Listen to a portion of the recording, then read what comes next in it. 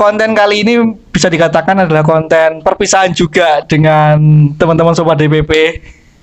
Dan juga mungkin dengan Mr. Firdaus menjadi sebuah konten yang pertama setelah lama hengkang dari BSC Course.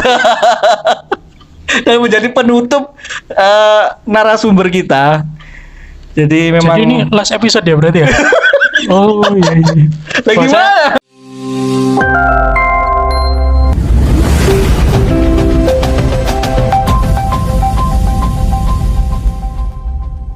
Halo Sobat DPP, kembali lagi di podcast Suara DPP.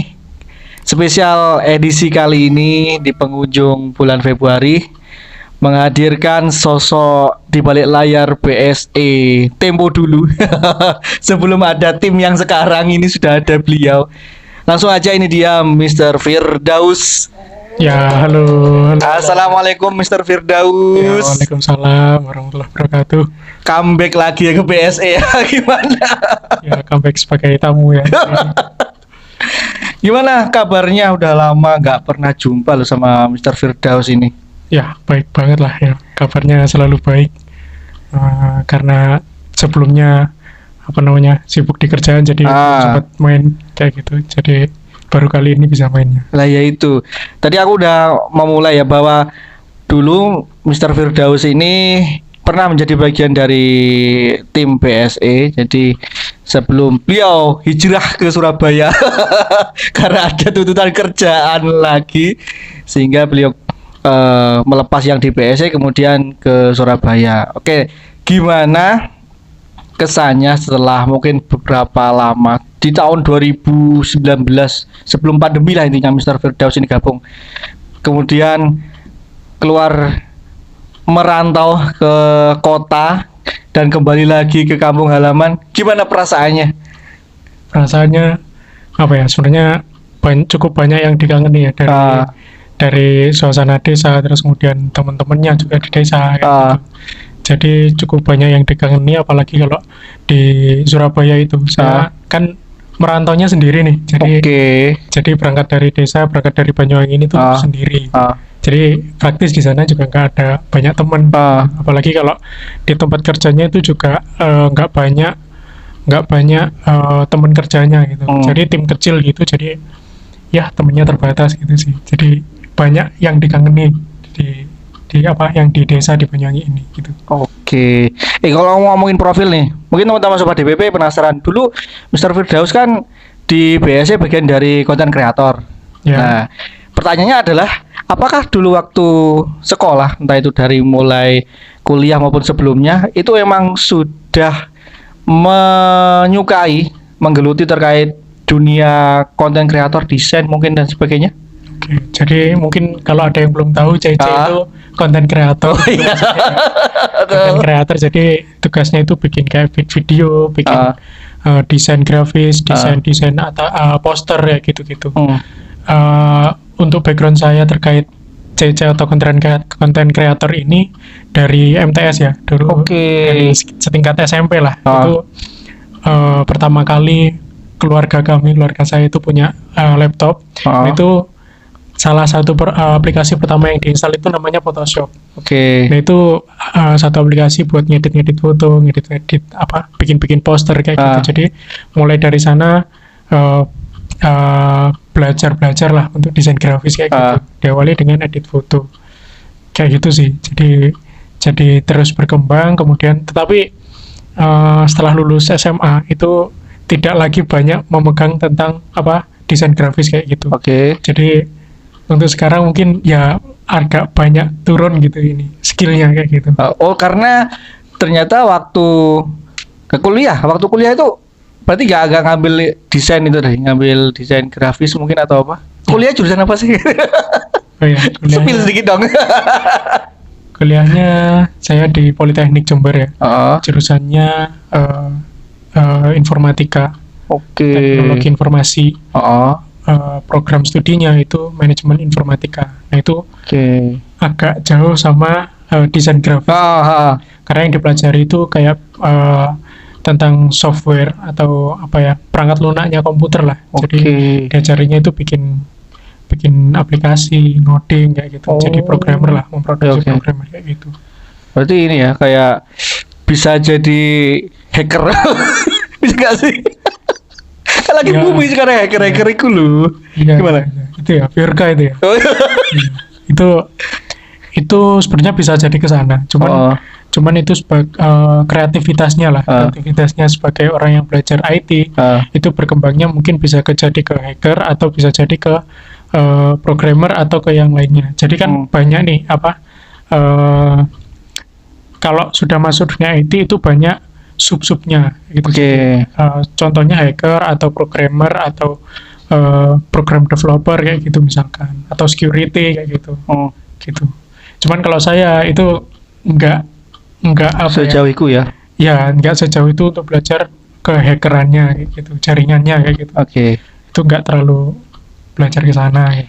Next selanjutnya ini, Mister, minta testimoni dong. Dulu kan waktu Mr. Firdaus gabung di BSE, kita belum sebanyak ini cabangnya, belum sebanyak ini muridnya juga. Melihat perkembangan sampai sejauh ini, komentarnya dong. Dengan sekarang udah ada studio sendiri di kantor pusat, ada program di YouTube. Yang dulu sebenarnya Mr. Firdaus yang menggagas juga terkait adanya konten-konten yang bisa diisi di YouTube-nya BSE. Tanggapannya? Ya, jadi dulu tuh awal saya bergabung itu masih belum banyak kayak konten-konten yang diproduksi untuk YouTube atau Instagram atau sosial media lainnya. Jadi awal mula itu saya bikin ya dikit-dikit untuk Instagram atau Facebook dulu, belum masuk ke YouTube. Nah, ketika saya udah udah berhijrah ya tadi bahasanya, itu baru baru bervariasi dan beragam lagi gitu. Untuk konten-kontennya dan untuk platformnya juga banyak berkembang kayak gitu. Jadi salut sekali ya terima kasih untuk tim CC atau konten creator yang sekarang ini banyak inovasi lah dari awal saya gabung sampai akhirnya hari ini 2023 itu sudah banyak banget perkembangan dari segi kontennya. Oke, terima kasih Mr. Firdaus, tanggapannya positif banget ya. Tapi memang dengan segala keterbatasan kami dari tim manajemen juga menjadi mitranya konten kreator untuk membuat publikasi-publikasi terkait kegiatan itu pembelajaran maupun kegiatan di manajemen. Ya, dengan alat seadanya kita berusaha menyajikan semaksimal mungkin ini gitu sih, Mister. Next, kalau ngomongin konten, sedikit mungkin bisa ditanggapi. Dulu waktu Mr. Firdaus menjadi tim konten kreator, membuat konten itu sebenarnya susah atau enggak sih? Kalau saya sendiri tuh ini banyak riset ke kursusan lain. Jadi cari inspirasi ke kursusan lain. Itu mempermudah sih. Kalau riset-riset seperti itu tuh mempermudah. Nggak hanya dari itu, saya juga riset juga dari ada yang namanya Pinterest. Jadi itu desain-desain itu di situ banyak. Jadi itu cukup membantu. Jadi nggak bikinnya dari basic, nol gitu. Nggak out of nowhere bikin, itu akan lebih susah sih menurut saya. Jadi riset itu cukup membantu gitu sih. Jadi sebenarnya banyak fitur-fitur penunjang untuk teman-teman yang pengen berkreasi ada di aplikasi HP sebenarnya banyak ya? Ya, banyak sekali lah. Salah satunya Instagram atau TikTok atau tadi yang sudah saya sebutkan Pinterest kayak gitu itu, dan banyak lagi yang lainnya. Untuk aplikasi, untuk research, untuk nyari konten kayak gitu. Itu banyak sekali. Kalau tanggapannya Mister terkait apa sih urgensinya sebuah konten tuh dalam sebuah bidang usaha atau lembaga, mungkin tanggapannya? Ya, tentu konten itu jadi ini sebagai lembaga yang butuh publikasi tinggi. Karena kan biar bisa menarik member lebih banyak, biar bisa diketahui lebih banyak orang lagi. Jadi penting banget untuk punya yang namanya publikasi dalam bentuk media atau konten kreator kayak gitu. Itu penting banget. Jadi ya itu sih sangat sangat penting sih menurut saya. Oke, kalau ngomongin job yang sekarang diambil sama Mr. Firdaus terkait programmer ini, buat teman-teman awam, apakah itu sesuatu yang bisa dipelajari secara otodidak ataukah harus ada jenjang pendidikannya dulu? Kalau saya melihat perkembangan teknologi saat ini ya untuk dunia programmer itu nggak banyak dibutuhkan namanya kayak perkuliahan itu nggak harus. Oke. Gitu. Jadi pendidikan tinggi itu baik kalau punya itu baik banget, tapi menurut saya nggak harus karena sekarang sudah banyak kursusan atau online ataupun offline bootcamp kayak gitu itu sudah banyak banget sekarang ini. Itu sangat membantu untuk mengembangkan skill otodidak kayak gitu. Bahkan yang kalau online kursusan online seperti yang saya sebutkan tadi itu berbayar. Kalau mungkin nyarinya yang berbayar itu juga sudah banyak banget di YouTube ataupun di TikTok itu juga sudah banyak tutorial gitu ya. Ya, cuman kalau di TikTok itu terbatas ya, jadi cuma tips-tips aja biasanya. Jadi kalau tutorial yang lebih panjang, lebih lengkap itu ada di YouTube biasanya kayak gitu. Jadi emang seorang content creator itu juga mau berbagi tip-tip gitu atau cara mengonten atau cara membuat sebuah program gitu ya? Iya, jadi banyak banget lah. Apalagi yang paling penting itu kan sebenarnya dasar-dasarnya. Jadi nggak harus ngajarinnya detail gitu ya? Iya, nggak harus jadi satu produk itu nggak harus. Tapi belajar dasar-dasarnya itu sudah cukup. Baru nanti bisa dikembangkan sendiri ya. Nah itu sudah banyak banget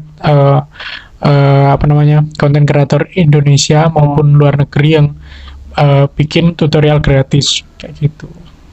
Oke, jadi mungkin teman-teman sobat DPP yang memang senang dengan dunia content creator, kemudian programmer itu bagian dari seni bukan sih? Bukan ya?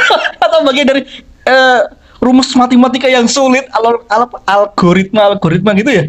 Menurut saya sih itu iya, cuman kalau mau dikelompokkan sebagai seni itu iya juga. Bisa juga. Iya. Oke. Karena di sana itu karena setiap orang itu punya logikanya masing-masing, logikanya sendiri-sendiri gitu.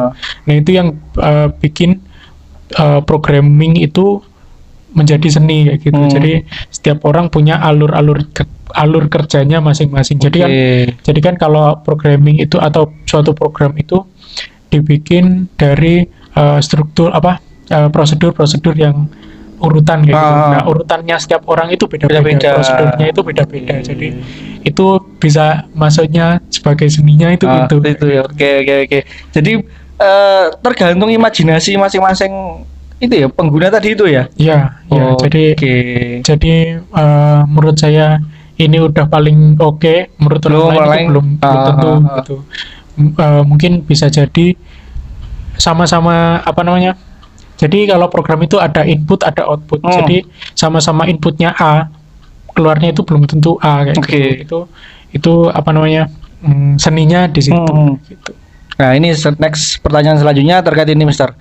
Sekarang lagi viral terkait dunia AI, ChatGPT, OpenAI. Intinya kemudahan dalam berinteraksi dalam mengerjakan sebuah pekerjaan yang dilakukan oleh manusia bisa diwakilkan oleh sebuah AI. Nah, karena BSE Course adalah lembaga kursusan bahasa Inggris, apakah bisa? Mungkin tadi Mr. Firdaus sudah menyinggung dari aplikasi. Teman-teman yang belajar di BSE ini bisa memanfaatkan terkait AI ini. Apakah mungkin nanti kalau yang udah awam mungkin Google Translate lah, itu kah? Apakah bisa dimaksimalkan untuk belajar bahasa Inggris atau gimana? Terkait AI AI kalau yang belum tahu, AI itu artificial intelligence atau kecerdasan buatan gitu. Nah, apalagi kalau yang sekarang itu yang lagi booming ChatGPT. Nah, itu kita bisa menyuruh si ChatGPT ini untuk bikin banyak hal, misalkan kayak artikel atau bisa juga membantu kayak kalau kita bikin skripsi itu ada pembukaannya itu latar belakang kayak gitu, itu bisa dibikin sama ChatGPT. Bahkan program sederhana kayak landing page kalau di web itu ada namanya landing page, itu halaman depan yang kita klik munculnya itu namanya landing page. Itu bisa dibikin sama ChatGPT. Wow. Kayak gitu. Nah, itu kebanyakan orang menerima itu sebagai ancaman. Nah, Iya, ancamannya itu kenapa? Akan ada orang-orang itu merasa banyak yang akan digantikan oleh AI atau artificial intelligence ini. Padahal kalau kita bisa melihat dari sisi lain, itu bisa jadi sarana kita untuk belajar banyak hal, untuk mengerjakan banyak hal. Misalkan kayak tadi salah satu contoh yang bisa dibikin sama ChatGPT itu puisi. Puisi itu kan butuh seni banget, butuh orang banget, butuh rasa banget ya. Itu sekarang sudah bisa dibikin sama ChatGPT. Tetapi kita sebagai manusia, apa yang bisa kita manfaatkan itu kan anggap saja itu belum jadi. Jadi itu kita bikin kerangkanya dari ChatGPT, kita yang melengkapi kayak gitu. Jadi akan tetap butuh yang namanya manusia. Gitu. Untuk ya nggak akan terjadi lah kayak kalau teman-teman pernah nonton Age of Ultron di Avenger, itu kan dunia dikuasai sama AI, ya sama robot, sama Ultron kayak gitu. Itu kayaknya nggak akan terjadi karena kalau sekarang mau ke sana itu ya masih sangat jauh, apalagi itu juga cuma fiksi kayak gitu. Jadi kita sebagai manusia itu apa yang bisa kita lakukan sebagai manusia untuk memanfaatkan itu ya kita belajar. Kita belajar, apalagi AI itu dibikinnya juga sama manusia ya. Berarti apa yang bisa kita lakukan untuk memanfaatkannya, bukan malah takut dan tidak mencoba sama sekali, itu menurut saya salah kayak gitu. Jadi mungkin kalau ada AI ya dicoba aja, terus kira-kira kita bisa memanfaatkannya itu buat apa kayak gitu. Itu menurut saya sih jawaban saya mengenai ChatGPT atau AI lain. Untuk belajar bahasa Inggris mungkin itu juga bisa dilakukan sih menurut saya, karena ya mungkin ada yang kan ChatGPT itu bisa interaktif gitu loh. Jadi jawaban kita yang atas sama jawaban pertanyaan kita yang akan datang di bawahnya itu masih nyambung gitu. Jadi kayak ngobrol biasa gitu, itu bisa di ChatGPT kayak gitu sih menurut saya. Jadi malah bisa menjadi partner untuk belajar berarti. Jadi media untuk kita bisa mengasah kemampuan kita sebenarnya berarti ya. Jadi jangan takut dengan ancaman dan kemudahan teknologi ini. Jadi kadang-kadang takutnya gini, Mister. Ketika sekarang udah ada Google Translate, sudah ada yang lebih canggih lagi, ada OpenAI, ChatGPT, terus nggak usah belajar, itu malah mindset yang salah. Seharusnya kita malah rajin belajar, dimudahkan dengan media untuk support kita dalam belajar, itu jadi penunjang gitu ya. Dan ini banyak wacana yang saya baca juga terkait penjajahan dunia robot, AI menjajah manusia, dan akhirnya nanti manusia jadi budaknya robot. Jadi mungkin itu tidak akan terjadi, atau mungkin memang ada ruang lingkup yang terpisah antara dunia robot dengan manusia itu ya. Ya menurut saya itu sudah ya robot itu tetap akan butuh manusia. Nggak bisa robot yang menguasai manusia itu enggak. Apalagi ya kembali lagi kita yang bikin gitu. Manusia ya meskipun bukan kita, maksud saya yang bikin itu bukan, tapi kita yang bisa memanfaatkannya gitu. Jadi tetap nggak bisa berdiri sendiri kayak gitu. Next, ini kan ngomongin bahasa Inggris tadi loh. Ini Mr. Firdaus ini seorang programmer, jago buat aplikasi juga. Berarti kalau pasti udah banyak di Play Store mungkin di App Store aplikasi penunjang belajar bahasa Inggris dan bahasa-bahasa yang lain, Mister. Ini bisa otomatis Mr. Firdaus juga bisa dong membuat aplikasi seperti itu. Ya bisa aja ya. Kalau BSC mungkin suatu saat bisa request. Ya tunggu saja. Ownernya Mr. Arifin mau nanti bisa hubungi Mr. Firdaus, ini seorang programmer kader kita juga, mungkin bisa menjadi fitur pelengkap dari media yang ada di BSC Course. Mungkin bisa kamus digital sebenarnya udah banyak, tapi yang versi karya kita sendiri itu penting ada karena bisa menjadi nilai tambah sebuah lembaga gitu ya. Next, Mr. Firdaus juga tercatat aktif sebagai member BSC Course di program reguler Senin, Selasa, Rabu malam bersama Mr. B. Ini ngapain gitu?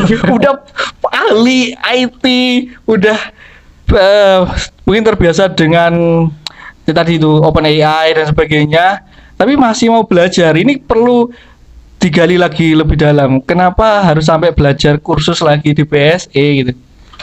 Ya, jadi bergabungnya saya di kelas reguler ini, di kelas reguler PSE ini cukup membuat banyak orang terkejut. Ya. Iyalah, termasuk aku lah.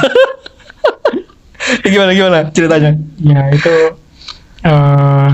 ya seperti yang sudah saya jelaskan tadi bahwa tutorial-tutorial itu sekarang nggak hanya nggak hanya ada di kursusan kayak bootcamp kayak gitu, nggak hanya itu, tapi juga ada banyak bahkan memang programming itu kan dari luar negeri, jadi akan lebih banyak pengetahuan atau ilmu-ilmunya yang berbahasa Inggris gitu. Jadi gitu. salah satunya untuk belajar lagi lebih dalam itu lebih mudah kayak gitu. Kalau menemukan masalah kayak gitu, itu bisa kita cari solusinya di internet. Kemudian kalau memang kita nggak menemukan solusinya dalam berbahasa Indonesia, itu banyak juga solusi-solusi yang ditemukan dalam bahasa Inggris kayak gitu. Jadi kalau kita hanya mengandalkan yang dari bahasa Indonesia, atau mungkin bisa kan sekarang pakai Google Translate atau ChatGPT tadi yang sudah saya sebutkan, itu yang nggak akan maksimal kayak gitu. Jadi kita harus mengandalkan diri kita sendiri kayak gitu. Minimal kita tahu dasarnya. Kemudian kalau mau menggunakan Google Translate itu bisa, apalagi kalau kita punya dasarnya, ya kita akan lebih nyambung lah sama jawaban yang kita cari di internet kayak gitu. Selain itu juga jadi sekarang itu kan zamannya internet ya. Yeah. Internet itu kan bisa menghubungkan kita yang di sini sama orang yang jauh di sana atau di luar negeri misalnya. Nah itu saya saya melihat ke depan itu saya masih bisa dapat banyak peluang. Peluang dalam hal ini adalah dalam karir kayak gitu. Jadi mungkin bisa melebarkan sayap lagi yang saat ini masih di Surabaya aja. Mungkin bisa suatu saat dapat klien yang di Inggris atau di London atau di Amerika atau ya di luar negeri lah yang menggunakan bahasa Inggris. Jadi bahasa Inggris itu saya kira cukup membantu untuk melebarkan sayap saya, melebarkan karir kayak gitu. Jadi itu ternyata alasannya Mr. Firdaus, teman-teman. Jadi meskipun udah kerja, ya udah relasinya di tingkat nasional udah banyak, masih pengen mengembangkan lagi. Dan ya memang juga ini ya, kayak beasiswa LDP apa ya, beasiswa yang luar negeri itu LPDP. LPDP, kemudian beasiswa-beasiswa yang lain itu memang menuntut calon pesertanya harus menguasai bahasa Inggris, mungkin tes TOEFL atau tes sebagainya harus memenuhi standarnya mereka. Jadi memang bahasa Inggris itu ketika kita sudah berkarir pun masih dibutuhkan. Jadi menurut saya ya bahasa Inggris sangat penting ya. Apalagi kalau yang sudah saya sebutkan tadi mengenai peluang. Peluang itu diciptakan dari kita ngobrol sama orang lain. Betul. Kalau bahasa yang kita kuasai itu cuma bahasa Indonesia dan bahasa Jawa aja, ya berarti kita akan terbatas sama orang-orang yang berbahasa itu juga. Gitu. Kita nggak bisa nge-reach orang-orang yang di luar itu. Maka dari itu saya belajar bahasa Inggris karena di luar sana juga bahasa internasional itu kan bahasa Inggris. Jadi saya bisa membuka peluang lebih lebar lagi, lebih luas lagi dengan mungkin yang mengobrol sama orang-orang yang tidak berbahasa Indonesia dan berbahasa Jawa kayak gitu, yang berbahasa Inggris kayak gitu.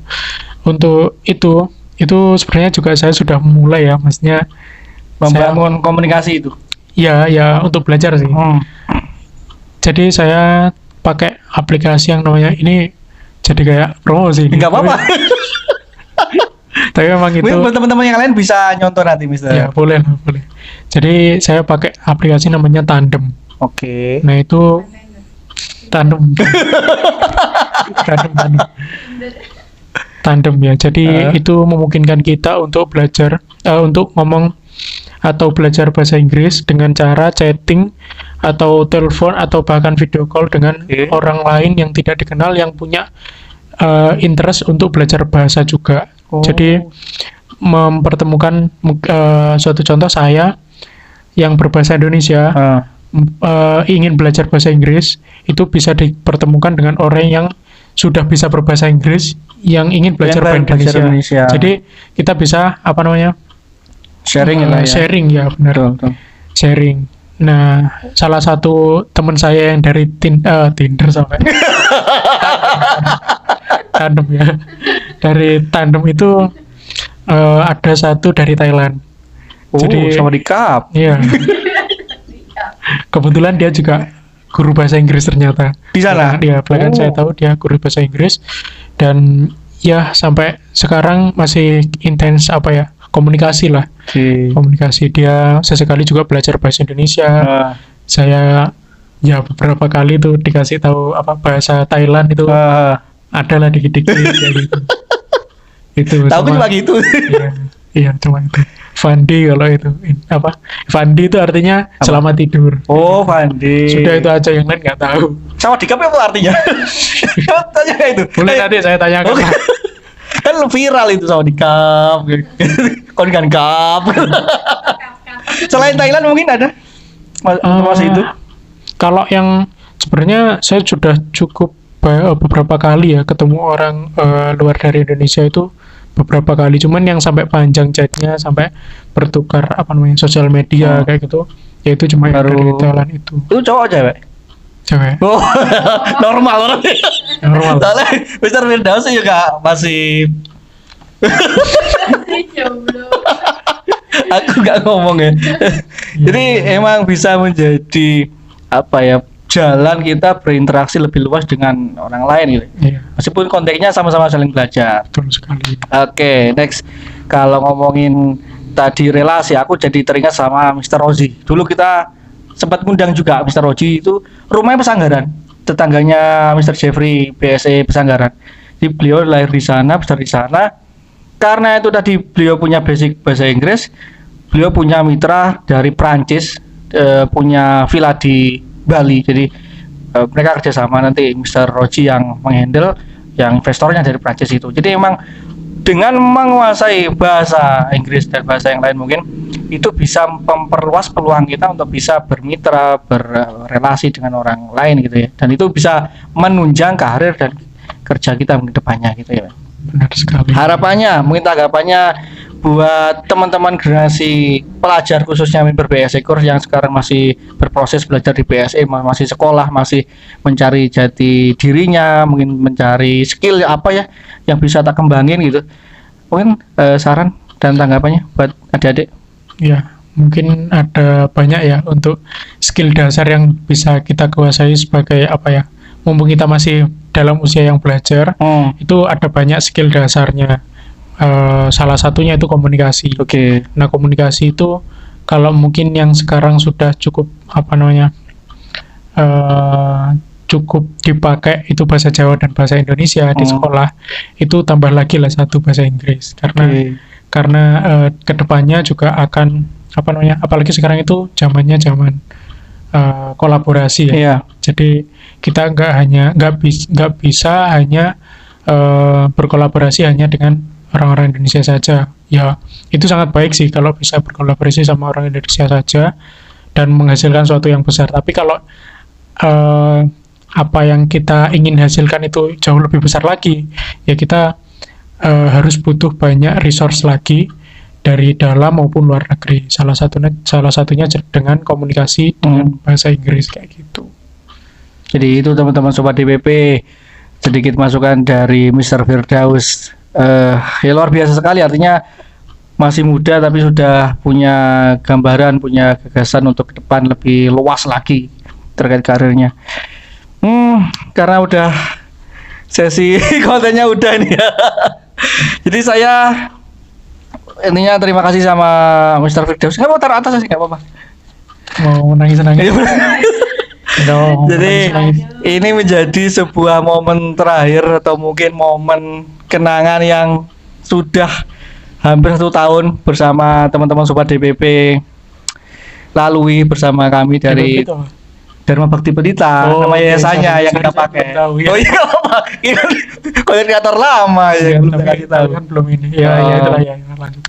Jadi kami dari tim konten podcast Ora DPP mengucapkan terima kasih banyak buat semua narasumber, buat semua subscriber, viewers yang udah nonton podcast Ora DPP hingga saat ini, dan mungkin ini bisa menjadi sebuah media penunjang motivasi, wawasan buat teman-teman semua untuk mencari inspirasi ke depannya gitu ya.